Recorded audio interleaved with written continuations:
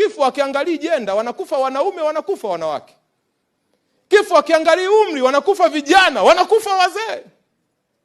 Kifo hakiangalii dini, wanakufa wasio na dini rasmi, na wanakufa nyie ambao mnashinda makanisani na misikitini, mnakufa. Death is a non-respecter, beloved. Naomba nikukumbushe.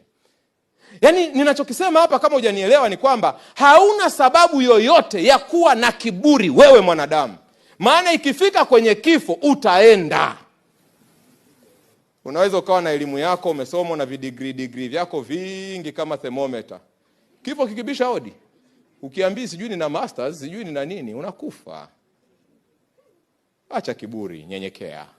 Kwa sababu kifo hakijali mtu. Unaweza ukawa na vihela vyako vizuri tu hapo, vinakusaidia, you are comfortable, nini, maisha yanaenda. Lakini kifo kikija, ukifunguli bank account yako kukiambia kwamba tazama, I have this much dollars, unaenda. Kwa sababu maskini wanakufa na matajiri wanakufa. Nyenyekea, acha kiburi.